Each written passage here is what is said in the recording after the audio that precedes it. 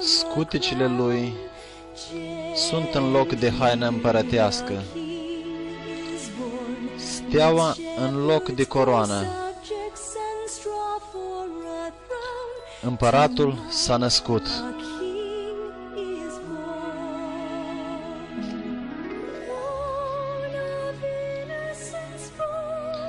Păstorii îi sunt supușii, paile îi sunt tron. Astăzi s-a născut împăratul, s-a născut nevinovat, s-a născut în dragoste, în iubirea lui Dumnezeu, care este un dar pentru toți. Toți se închină înaintea lui, toți îl au pe buze. Astăzi împăratul s-a născut. Mama îl iubește, mama l-a născut. Împăratul s-a născut.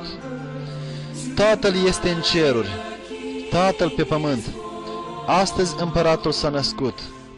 S-a născut nevinovat. S-a născut în dragoste.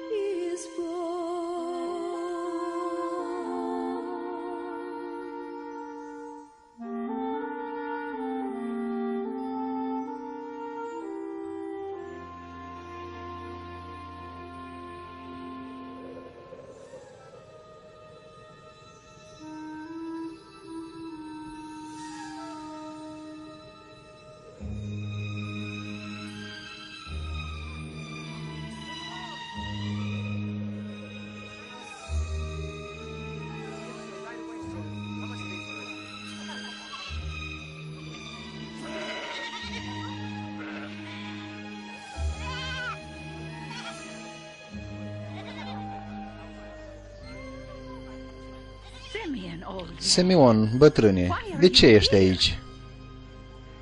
Eu îl caut pe Mesia, Mântuitorul lui Israel, Împăratul Iudeilor. Duhul Sfânt mi-a făgăduit că înainte de a muri, voi vedea pe Hristos Mesia.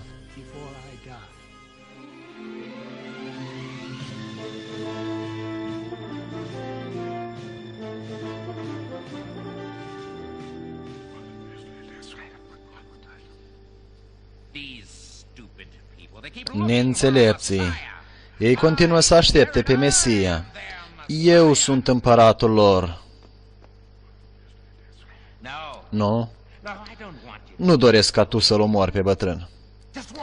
Pur și simplu urmărește-l.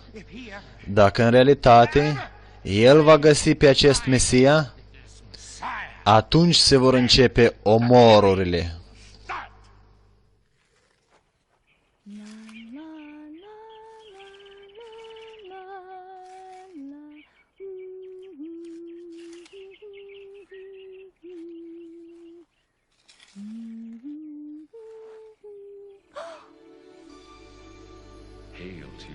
Bucur-te, Marie! Domnul e cu tine! Binecuvântată ești tu între femei! De ce mă saluți în felul acesta, Domnule? Nu te teme, Marie! Tu ai căpătat har de la Domnul. Tu vei naște un fiu și vei pune numele Isus. Un fiu? Și va fi numit Fiul Celui Preaînalt, și îi va da Dumnezeu tronul tatălui său David. El va împărăți și împărăția lui va fi fără sfârșit. Cum așa? Eu sunt doar logodită cu Iosif lemnarul. Noi încă nu suntem căsătoriți. Sfântul care se va naște e Fiul lui Dumnezeu. Dar la Dumnezeu nu e nimic imposibil. Eu sunt sluga Domnului. Facă-mi se după cuvântul tău.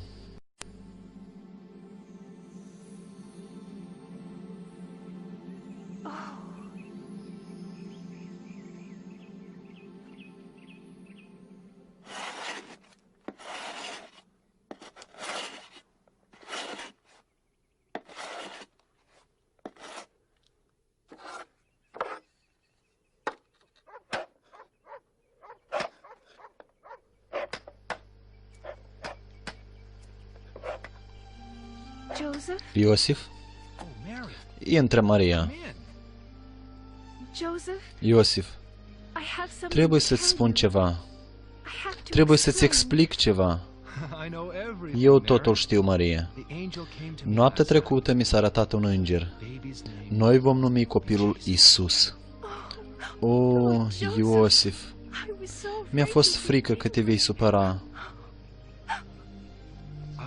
Eu voi fi soțul tău, cum ne-am înțeles, și voi iubi copilul ca pe propriul fiu. Eu trebuie să mulțumesc Tatălui Ceresc pentru un astfel de soț ca tine.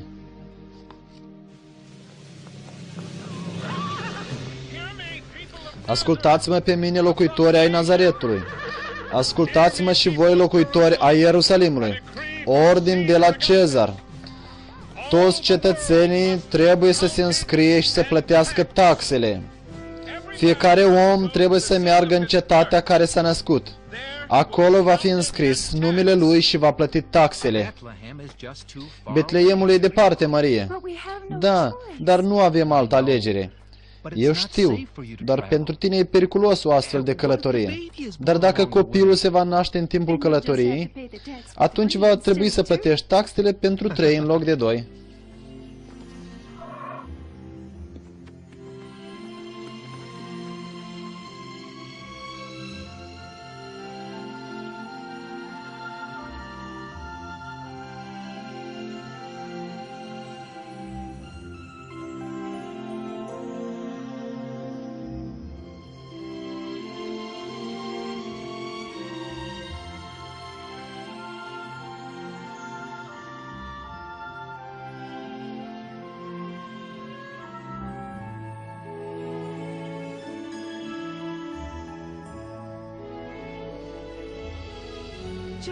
Iosif, am impresia că copilul iată se va naște. O, nu! Noi aproape suntem în Betleem. Încă puțin timp.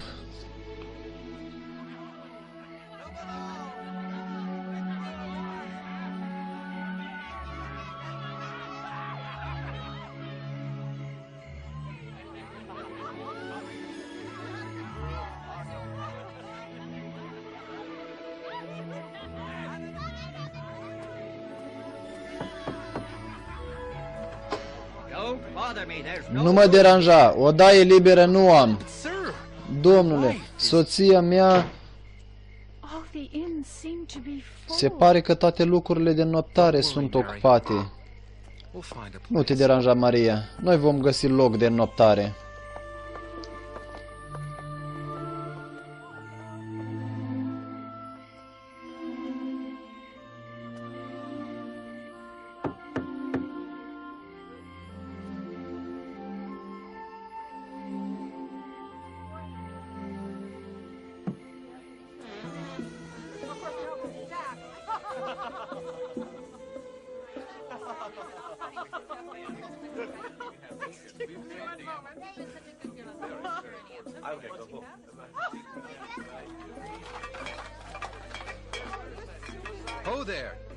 Stăpâne!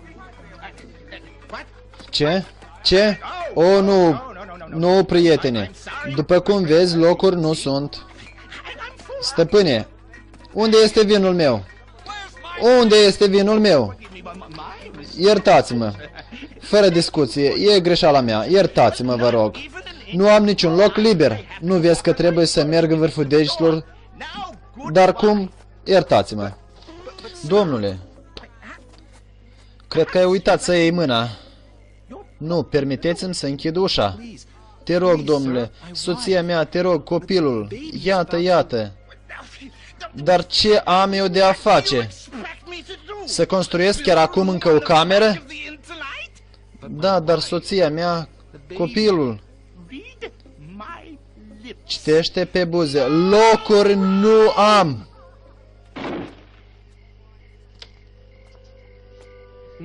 Copilul?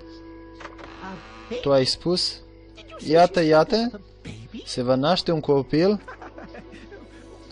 Posibil că voi găsi pentru voi un loc ușor.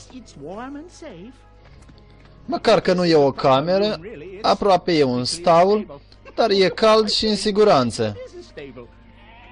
Dar ce vorbesc eu? De fapt este un staul. Noul nostru staul e cu mult mai bun decât cel vechi. Acum aici se află caii și măgarii oaspeților noștri, dar în cel vechi noi ținem vitele noastre. De fapt este o peșteră, dar e cald și noi nu de mult am așternut fân proaspăt. Domnule, noi vă suntem recunoscători. Oare pot eu să refuz cuiva? E imposibil să faci așa ceva. În staul copiii se respectă. Mi-am ieșit de minți. Marie, nu te teme. Eu nu mă tem. Tu doar ești alături.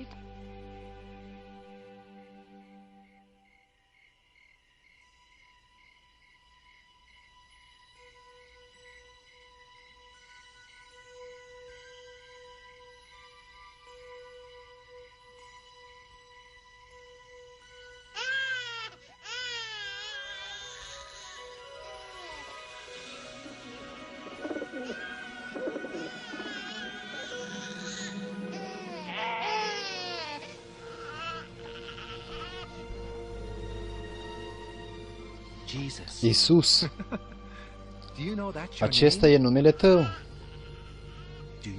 Tu știi cine ești? În sfârșit, tu ești cu noi. Acesta e cel mai important.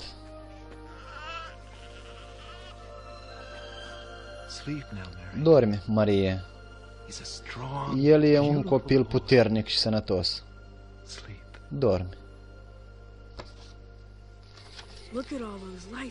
Numai uitați-vă la luminile Betleemului. Pentru prima dată văd orașul în așa neliniște. Câine, noi vrem să dormim. Vă amintiți de acești oameni din depărtare, care ne-au povestit istorii. Aceste istorii sunt la fel. Cu toate că sunt povești, dar sunt interesante. Oricum, eu aș dori să ajung acolo. Mai bine te-ai împăcat cu gândul aceasta, băiatule. În Betleem niciodată nu s-a întâmplat ceva important. Dar acum culcă-te.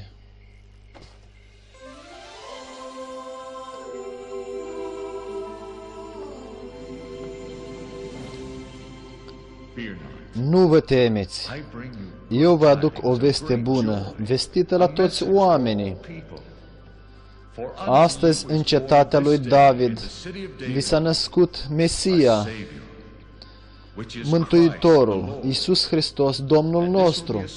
Vă dau un semn. Veți găsi pruncul într-o iesle înfășat în scutece.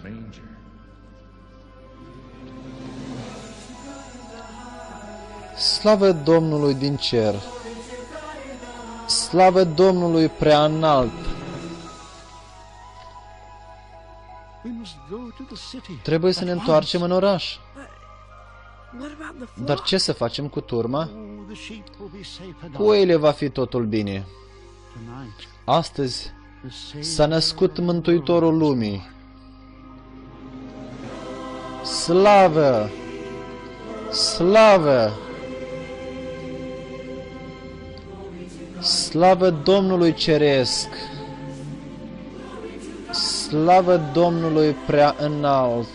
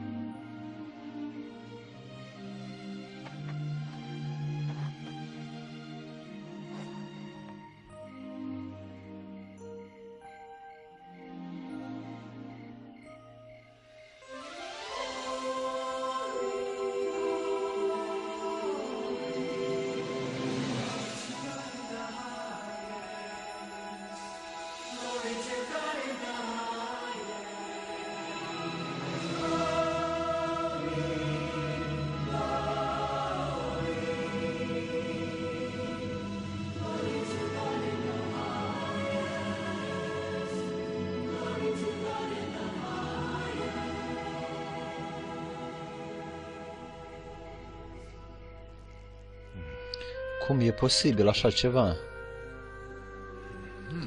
Mai uită-te încă o dată. Aceasta e o stea nouă. Oare e chiar semnul pe care îl așteptăm noi? S-a împlinit. Împăratul cerului s-a născut. Prietenilor, nu știu cum voi, dar eu vreau să-l văd pe acest împărat.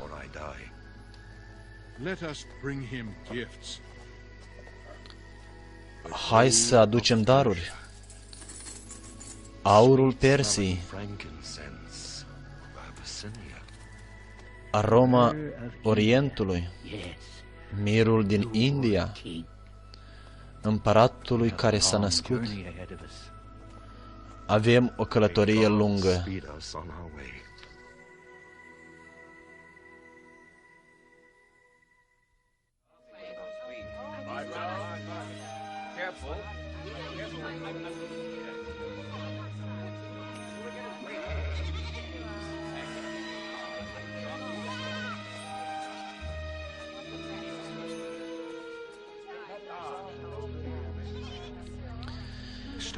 Opriți-vă!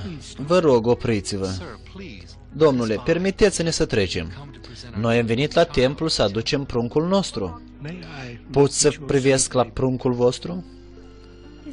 Îl cheamă Isus. Eu cunosc acest copil. Mesia. S-a născut. Acesta e El? Chiar e El?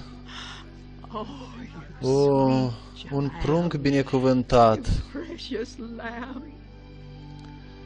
Drăguțul miel, voi toți ce sunteți în templu, binecuvântați pe Domnul. Voi toți ce așteptați mântuirea. El a venit, Mântuitorul. Dumnezeule, sloboade în pace pe robul Tău. Ochii mei au văzut mântuirea.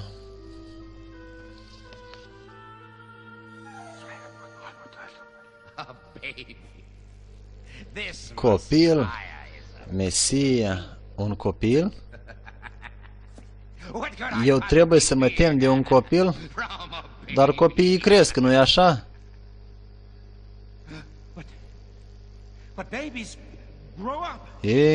Ei așa repede cresc? Desigur, așa și este. Tu nu întâmplător ai aflat cine sunt părinții acestui copil. Poate cunoști măcar locul unde locuiește pruncul.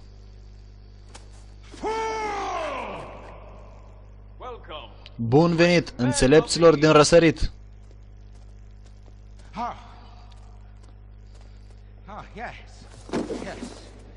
Da. Desigur. Ce v-a adus în Palestina? Noi căutăm printre iudei pe cel care s-a născut să fie împărat. Noi am văzut steaua lui în răsărit, ca semn al nașterii lui. Noi am venit să ne închinăm lui. Împăratul nou, născut al iudeilor? Ce noutate bună! Amil, ce este împărate Irod?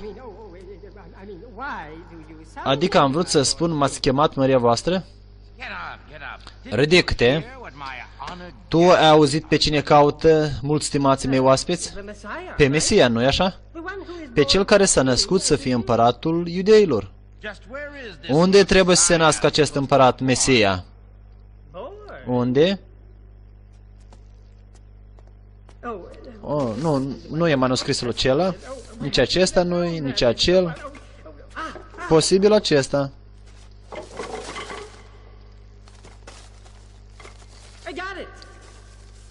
În sfârșit l-am găsit.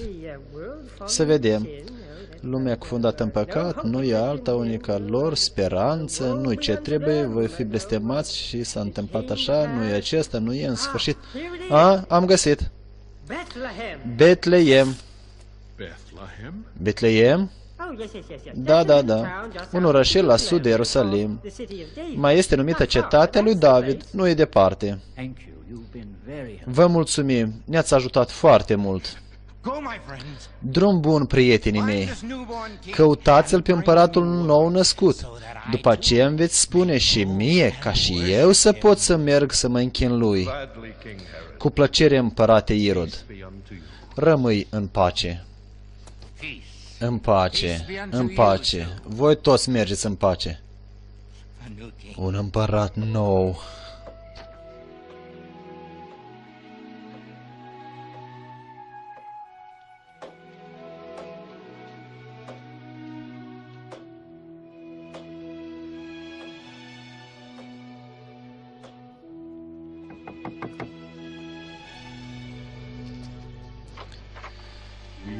Noi am văzut o stea. Ea ne-a condus aici. Dați-ne voie să vedem pruncul despre care se spune în profeție. Noi am venit să ne închinăm. Intrați, poftiți.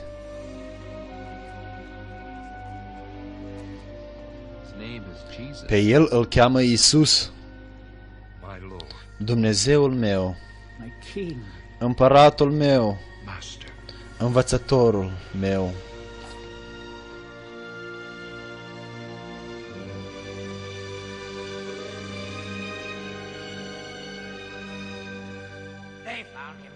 Ei l-au găsit. Numai decât l-au găsit. De altfel n-ar fi plecat acasă pe alt drum. Este un complot împotriva mea. Împotriva mea. A mea. Oricum nu le va merge. Îți spun ție, nu va ieși nimic. Oricine nu ar fi acest prunc, el nu va trăi, atât ca să se răscoale împotriva mea. Tu înțelegi? Eu sunt Irod.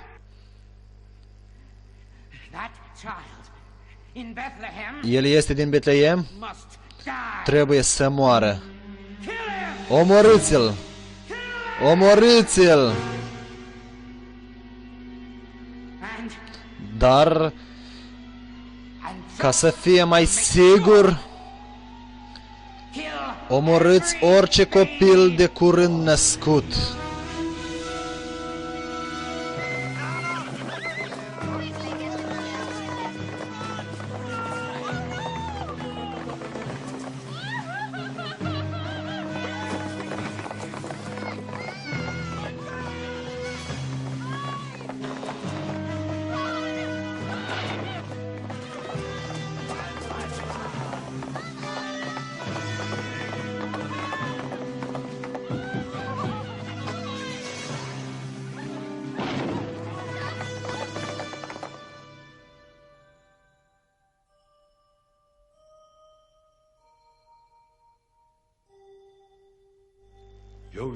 Iosif, Iosif, trezește-te!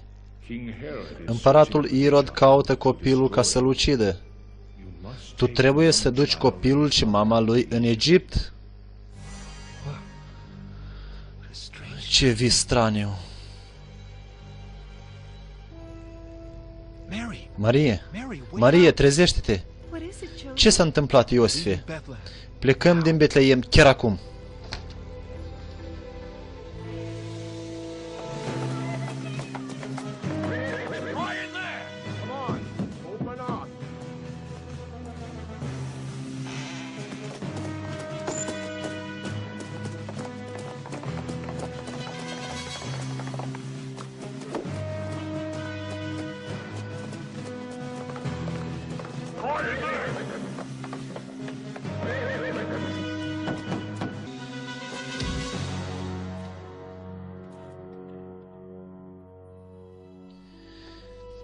Ei au rămas în Egipt, până când îngerul nu le-a spus că Irod a murit. După aceea, s-au întors la Nazaret. Copilul creștea, era plin de Duhul, frumos, neîntrecut în înțelepciune, și harul Domnului era peste el.